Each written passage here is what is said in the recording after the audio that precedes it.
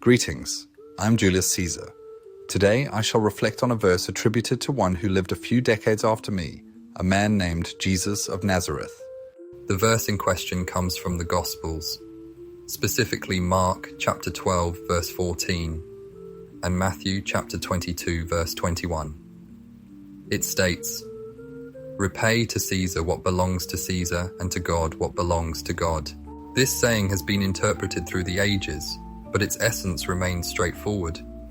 It draws a line between earthly authority and divine authority. The reference to Caesar pertains to the state, to law, order, and governance things that I, as Julius Caesar, symbolize in the Roman context. Meanwhile, what belongs to God refers to the spiritual and moral obligations of individuals, those that transcend the temporal and reach toward the divine. As ruler, I understood the need for taxes, law, and the structures that maintain society. Everyone wants and deserves clean air, clean water, safe streets, and a safe community. Everyone deserves to be heard when it comes to their government.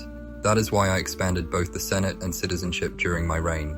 Learn more about these and other insights into me and my reign in my full-length video, Julius Caesar, My Life as a Roman Dictator. When Jesus spoke of rendering unto Caesar, he acknowledged the legitimacy of earthly authority. Taxes, obedience to laws, and participation in civic duties are what belong to Caesar. These are the things that sustain the state, that maintain the peace and order within which people can live their lives. But Caesar's realm is not limitless. My power did not extend to the conscience, the soul, or the innermost beliefs of individuals. These belong to God. No temporal ruler, however mighty, can claim dominion over what is God's. What belongs to God is more profound and personal. It includes the love, compassion, justice, and humility that Jesus taught. It includes the care for the poor, the sick, the oppressed, those whom society often overlooks. These moral and ethical duties transcend the law of any state. Consider Matthew chapter 25, where Jesus speaks of the final judgment. He tells of the separation of the righteous from the unrighteous, not based on their wealth or power, but on their actions toward the least of these: the hungry, the thirsty, the stranger, the naked, the sick, and the imprisoned. This is what belongs to God, the care and compassion we show to our fellow human beings. Some in modern times, particularly among certain Republicans, have taken a stance that seems to conflate the roles of Caesar and God, using the Bible to justify policies that contradict its core teachings. They may argue for minimal taxation or limited government intervention, citing the verse about rendering unto Caesar, but overlook the broader biblical mandate for justice, mercy, and care for the vulnerable. For example, 1 Corinthians 13 speaks of love as the greatest virtue, greater even than faith and hope. Yet, policies that cut social programs, restrict access to healthcare, or engage in voter suppression do not reflect love. They reflect a desire for power and control. These actions do not render unto God what is God's. They instead seek to seize for Caesar what should be in the realm of compassion and justice. Voter discrimination and suppression in particular is an affront to both Caesar and God.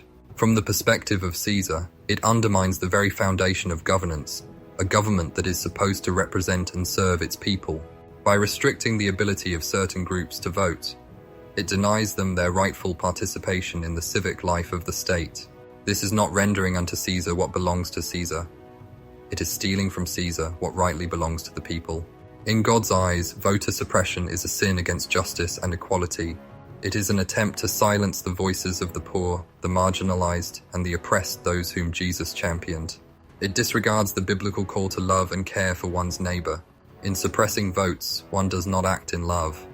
One acts in selfishness and fear, seeking to maintain power at the expense of others. The verse, "Repay to Caesar what belongs to Caesar, and to God what belongs to God," is a profound reminder of the balance between our earthly and divine responsibilities. It calls for respect for the law and civic duty, while also demanding a deep commitment to the ethical and moral principles that transcend any temporal authority. When modern political ideologies twist these teachings to justify unjust policies, they fail both Caesar and God. True leadership and true faith require honoring both realms, giving to each what is rightfully theirs, and not claiming for oneself what belongs to the divine. Thank you for watching. Our channel, known as the Renaissance Spirit, is dedicated to the pursuits of a just, equitable, and humanitarian world, and how and why we all need to be the solution to the issues facing us today. Video topics encompass areas including news, analysis, history, politics, religion, personal development, society, culture, social and environmental justice, and other topics of liberal arts and sciences, including ancient Rome and the Roman Empire, which offer a great comparison and contrast to the modern world. These topics are perfect for the true modern and egalitarian polymath, a person with an open mind and the thirst for truth in its many forms and disciplines, a journey through knowledge, reason, and time. The Renaissance ushered in a golden age and the pursuit of knowledge both lost to time and yet to be discovered.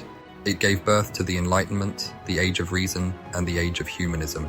Embracing truth, knowledge, and an understanding and compassion for humanity and our shared history opens up the world to each of us individually and collectively, enhancing our stewardship of the earth and our relationships with one another. Living the Renaissance spirit means engaging with history not as a distant past, but as a living dialogue, constantly informing and enriching our present. The Renaissance spirit is a reminder of our dialogue with the future, our progeny, and our posterity, our legacy. Will we grant them a future free from the fear of climate change and tales of the end of democracy? Will they admonish us for our sins and omissions? Or will they remember us fondly as saviors of humanity and the natural world? Please take the quiz next to see if you're a Renaissance spirit. The Renaissance spirit is more than just a philosophy or style. It is a way of living, learning, growing, and thinking. Please subscribe, turn on notifications, and share. If you're looking to explore and experience life in the steps of the true masters of the Renaissance and free thinkers throughout our past, present, and future, then join us. So, dear traveler through time, let us continue this journey together, finding inspiration in the stories of those who came before us and those who come next, and forging a future guided by equality, wisdom, and compassion. Vive Renaissance Spiritus! Historia non est mortua, sed intellectus noster.